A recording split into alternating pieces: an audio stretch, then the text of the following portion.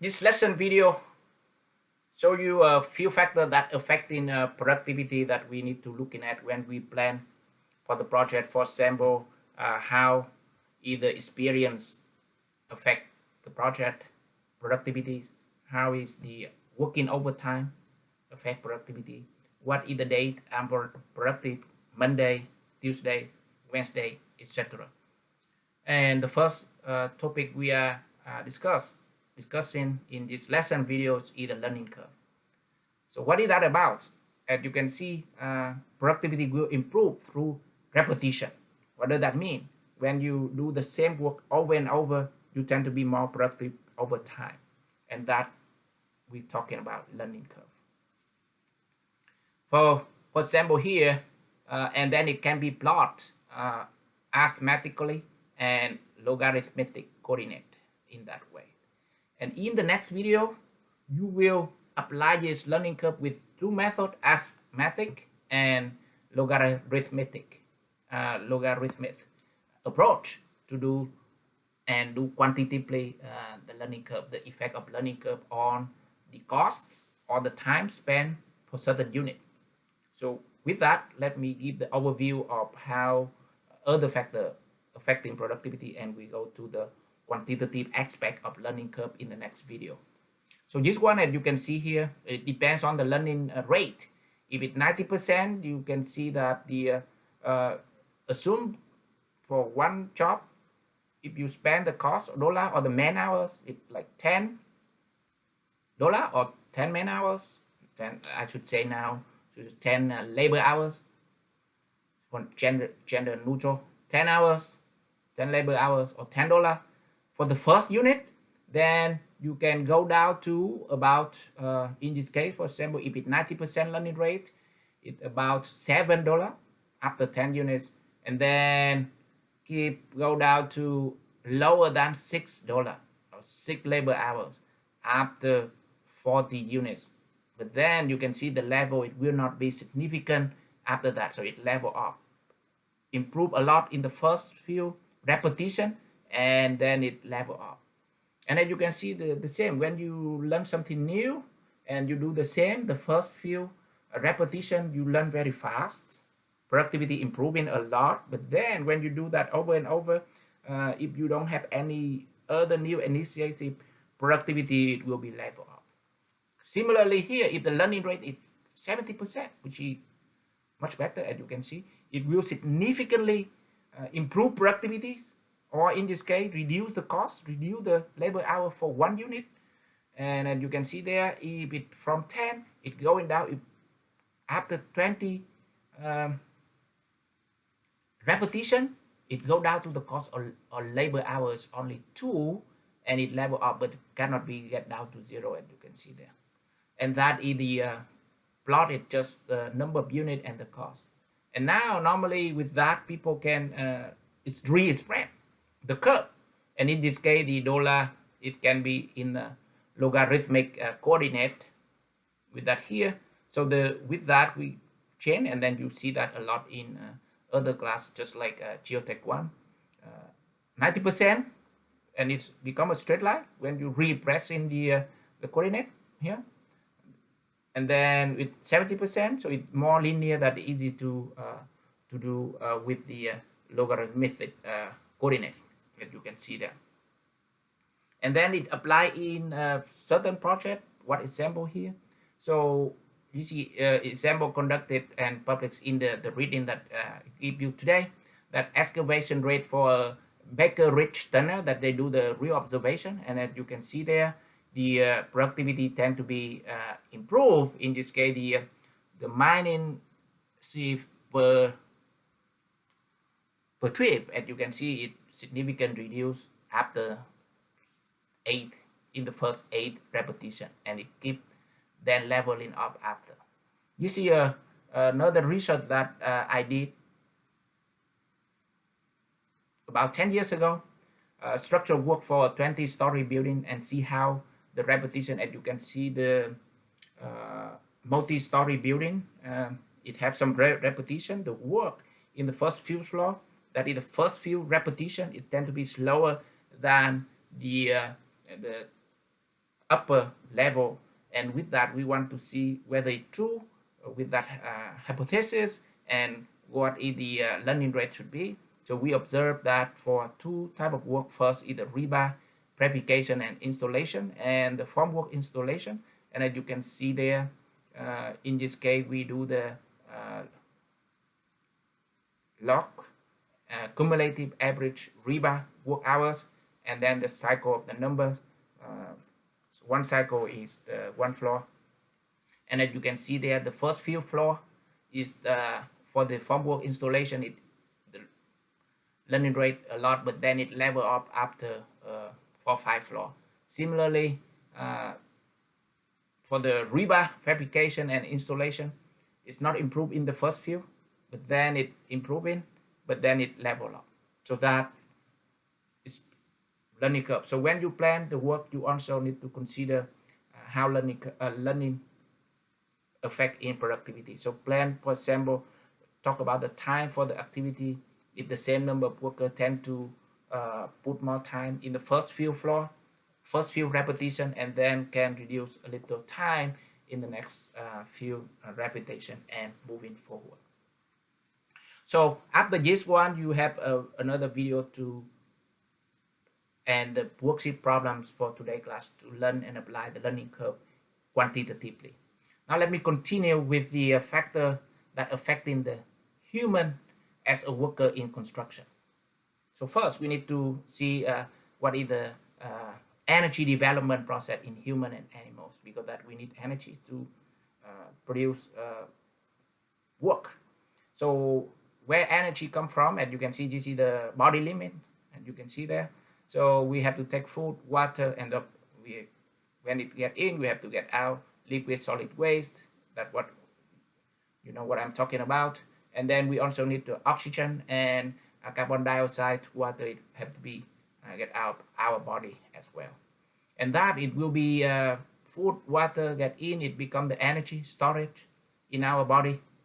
And then at this point, also as you can see point where age, skill, training, and other factor may affect after this, right? After effect. So you can that one here stores age. I cannot age that much at younger people, things like that. So it affect the energy. So that is one example that certain point it affect the energy stored in certain body, and you can see there. So it continue this is the energy from the food and water, and then the oxygen get in, combine, we can generate heat, and then storage energy. So energy for what? You for what? It can be first for the life sustaining muscle. So regardless of you do or you talk or not, we still have to consume energy, and that is the life sustaining muscle and generate heat. That's why we maintain our body heat 97, 98 degree. And then now if we do the work, it can call it skeletal muscle. So it consumes energy from the food, from the water, from oxygen we get in, so generate heat. And of course that heat and the useful work that we contribute in the work that we do for project or any other work. So as you can see there with the heat, we are not only do the useful work, but alone when we even sleep, it also generate heat for life sustaining muscle. So that is the process that we have for. And then we have a metaphor for that. So this is the work 10 analogies of human body, energy storage, something we talked in the previous slide, replenishment capacity. So just like consider people, human body at a water tank analogies in here. So that is okay. So that one, the reservoir capacity that I can store is 25 kilocalories, and typically for a male 25 years old, good physical condition, so you have maximum input, you have 5 kilocalories per minute. So through the food, through the water, through the oxygen, so you get here to put the energy. Then you have just other valve get out. The first one is the depends on the work. First is the light to medium work, so work lightly, not heavy duty. Then the energy will be reduced. As you can see, it less than 4 kilocalorie per minute. And now if you do basic metabolism, so it basal, so it, even we don't do it, it about 1 calorie per minute consumed. And now if you do heavy work, then more than 4 calories per minute. And then you can see the more, that's why when you run very fast, consume a lot of energy, and that we need to have to put more energy in, so that, you know, so the recovery rate, all of that discussed in here. So basically that put the energy in, we have energy, but we have to spend for the life sustaining. For other work depends on the work heavy duty or duty that we need to have more energy or not. So with that one, all of that it affect, because if we don't have energy, our muscle cannot sustain, have not enough rest, cannot sustain, we get fatigue. For this slide, it show you, and you can see the daily and weekly fatigue. It tend to be different from day or from morning, etc. So the first one is in terms of the daily, in hours, so morning, lunch, and afternoon, and that's the production rate. The peak in the morning, somewhere in the middle, so it's about 9-10 a.m. But then, as you can see, improving and then going down, then waiting for lunch, we take break, lunch. When lunch, we still think about the lunch and break, productivity not high yet, and then we peak at 2 p.m., 2:30, 3, and then going down, waiting to go home. So that is a typical routine for production rate for everyone. And how about the weekly? So you have Monday, Tuesday, Wednesday, Thursday, Friday, and Saturday. Sunday, assume it no work, right? So in this case, productivity in percent of the Tuesday morning rate, that 100%. So the Tuesday morning is the highest productivity, believe it or not. That is general trend that they study. So in this case, that is the peak is 100%. And then as you can see, the Monday you tend to be lower than Tuesday, because that if someone you know, just think about the weekend, so not start work yet. And the morning it tend to be more productive than in the afternoon, and you can see the trend here. Morning, especially Friday and Saturday, the gap is even higher and higher. So Monday we think about that. So for example, like just Sunday night you watch NFL, then of course you think about that or things like that, then it productivity not that high. Monday, even we recharge our energy during the weekend. And then we go to Tuesday, tend to be the highest productivity. And then it going down to Wednesday, same as Monday, it going down, and then going down further. And then go to Friday, we already think about what I'm going to do for the weekend. So productivity is lower. So that you see that routine and understand all of that, how our body works, so that we can take initiative to improve our own productivities in our daily work. And that can also, of course, apply in any engineering work that you going to do or construction work that you are going to do. In terms of overtime, everyone need more work, need overtime, but studies show at some point working overtime may not improve the return for that. So that's what this slide show you. So week for continuous operation with the overtime, and this is the long-term fatigue. The short-term fatigue is during the day, as I just showed you earlier, and now long-term if I keep working overtime over and over. So how that affect? So first one, we typically work 40 hours per week, 5 days, 10 hours per day. Now if we work 50-hour job schedule, then how does that look? So as you can see here, at the first week, you can achieve, in this case, the weekly productive return. So it means the hour of work accomplished based on the normal 40 hours per week. So we can do 50 first week, yeah, working overtime, I'm doing well. But then if you keep doing overtime over and over, and in this case continuous operation, after, for example, here 4 weeks, your productivity become, you work 50 hours, but it actually the productive only about 45 hours. And then you go to about 7 weeks, it's about the same that the work that you work for 40 hours. And if you continue to work overtime, and you can see it lower than that because you feel fatigued, you cannot continue that. Similar, if you work for 60-hour job schedule, it goes drastically significantly. So keep that in mind when you plan for someone. Overtime is okay if we work in a short term, but keep working overtime. It can be burn down and fatigue, lack of motivation to work. So think that when you schedule someone to do overtime over and over for the same work. And of course, that show you a little bit more compared to the 40% and 100% productivity study, 5 days per week, 8 hours per week. But then if you work 7 days per week, that many of you do as the student, right? And then 12 hours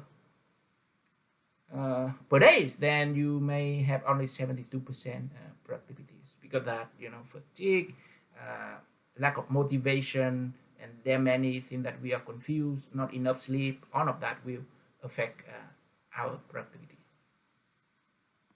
So what does that mean? Sometimes we need to work smarter, not harder. And this show you not only one snapshot, but it over time. If you work how many hours for the first week, second week. First week may not be a lot, but as you can see, the more we work over time, the long-term fatigue will be realized significantly in that graph in there. And of course, now go back to construction crews, and the study shows that the influence of overtime on efficiencies for different work hours and the percent of efficiency after 7 days, 1 week, 14 days, 21 days, and 28 days. So that you can see the inefficiency here. So the first week is okay, only efficiency 4 to 6%. But if you do the same, then it can be 10 to 15% after 4 weeks. If we do 7 days per week, 12 hours per day, and which is the weekly hour 84, at some point after 4 weeks, people burn out, have fatigue, inefficiency increase significantly, that you can see that only 50% of the time that you spend for overtime actually contribute to work. But you see, you have pay double or pay 1.5 premium payment for the overtime. So that at some point it will not have a return for the working overtime. The next one, we're talking about the temperature and relative humidity, especially here in Florida, as you can see. So at different work have here, so the typically, for example, here the electrician light work. So for the weather, the temperature somewhere between 40 to 70 tend to be the most optimal productivity. But then if we increase productivity, just like here in Florida, 90 in the summer, then it reduces productivity significantly. And same for humidity. And you can see there the humidity for the electrical work, our sometimes 90%, then you see the lower, if it 30%, 60%, and it not only depends on humidity, depends on the time of work that you do. Bricklayer, the same, but as you can see that many studies try to measure effect of temperature and relative humidity. So with that here, we conclude the factor that affect productivity from the perspective of how human body work and how that energy will be stored and replenished, and then other factor, environmental factor, just like humidity, temperature, working overtime, that is from the management factors that will affect productivity of crew members. In the next video, you will learn apply the learning curve in the quantitatively, and the move to the next lesson. We learn on the understand the process and develop process flow diagram that also useful to analyze an operation, including construction operations, and also apply that in your semester project.